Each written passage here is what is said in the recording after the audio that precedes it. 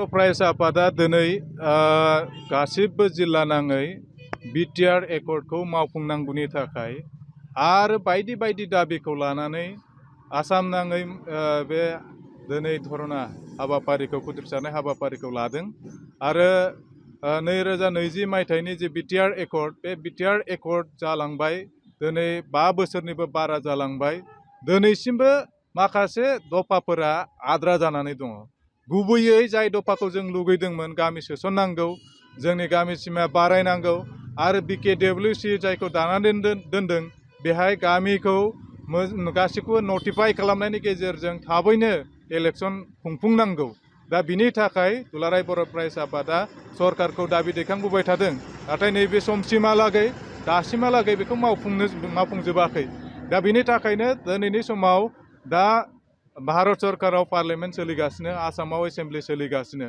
दा बिनि थाखाय बे नैबे एसेमब्लि आरो नैबे पार्लियामेन्टनि गेजेरजों बे दफाफोरखौ गुबै जि दफा जोंनि बाउन्डारि बारायनाय जोंनि गामि सोसननाय जोंनि जि थाखानाय बिटिसिखौ बारायनानै गामि सोसननानै बिटिआर आबुं महर होनाय बेखौ मावफुंनांगौनि थाखाय जोङो दाबि दैखांदों आरो बेखौ जाहाथे जोंखौ बे एकर्डखौ मात्र लेखायावल' सहि होनाय बेखौ जाहाथे खालामनानै दोना।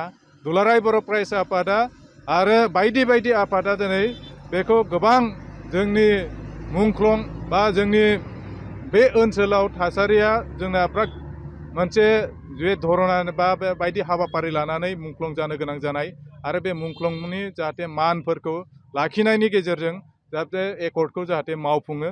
बिनि बादैबो दिनैनि समाव बिराद दुखुनांथाव ट्राइबेल माहारिनि फरायसाफ्रा दासिमबो पस्ट मेट्रिक स्कलारशिपखौ मोननो हायाखै।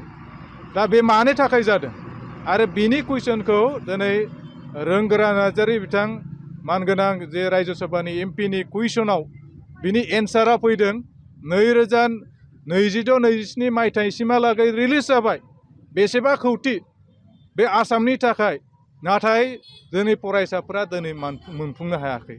आसाम सरकारा मा खालामदों मानो होआखै दा बे बाथ्राखौ बे सोंथिखौ जों दैखांदों। भारत सरकारनि जिखिनि फैनाय स्कलारशिप ओबिसि एससिनिया मोननो हायोबा एसटिनिया मानो मोननो हाया? दा बिनि थाखायनो जोङो खावलायदों एसटिखौ जाहाथे बेबायदि नासयनानै जाहाथे दोना एसटि स्कलारशिपखौ जाहाथे थाबैनो रिलिज खालामनानै होयो बिनि थाखाय जोङो दाबि दैखांदों।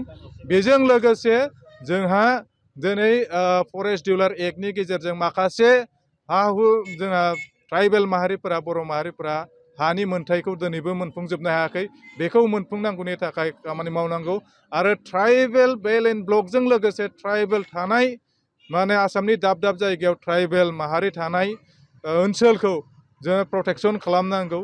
दिनै गोबां जे हाबसननाय गोबां गुबुन गुबुन माहारिफोर हाबसननाय ट्राइबेल नङै मानसिफोर हाबसननाय बे बारा जाबाय। दा बेखौ जाहाथे आसाम सरकारा थाबैनो बिनिफ्राय जाहाथे लांदां खालामो बा बेखौ दिनै होखारनायनि बेबस्थाखौ खालामो आरो ट्राइबेल माहारिखौ जाहाथे रैखाथि होयो बिनि थाखाय जोङो दाबि दैखांदों।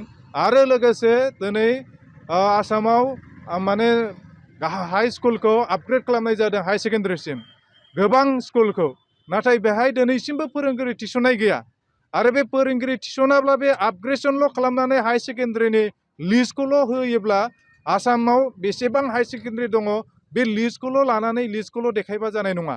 दिनै एसेमब्लियाव गोग्गानानै गारमा फुवार फुवार बाथ्रा बुंबा जानाय नङा। दिनैनि जि मिनिस्टारफोर बे गारमा फुवारनानै जों ओरै मावबाय थोरै मावबाय स्कुलनिखौ जों आपग्रेड खालामबाय होननानै बुंबा जानाय नङा। बेहाय फोरोंगिरि थिसननाय जायाखै आरो फोरोंगिरिया बोरै थिसनगोन? बर' मिडियामा हाई सेकेन्डारिसिम सहैबाय बिनि फोरोंगिरि दिनैसिमबो थिसननाय गैया बेखौ माब्ला खालामगोन? दा बे जेंनाफोरा माब्ला सुस्रांजागोन? दा बिनि थाखायनो बे एसेमब्लिनि गेजेरजों जोङो हास्थायदों बे बाजेटआव जाहाथे बेफोर गासैबो सावरायनायनि गेजेरजों जाहाथे थाबैनो थिसनजायो आरो बिनि गेजेरजों जोङो मानगोनां गिबि मन्थ्रि गाहाय मन्थ्रि हादोरनि गाहाय मन्थ्रि बिथांमोनखौ जोङो मेम'रेन्डाम होगोन आरो आसामनि जि गभर्नर बिथांमोननो जों मेम'रेन्डाम दैथायनायनि गेजेरजों जोंनि दाबिखौ जों दैखांगोन आरो बेबायदि जोङो थाबैनो जुदि खालामाबा बिनिफ्राय जोङो रासिन बे आन्दलननि हाबाफारिखौ लानो गोनां जागोन।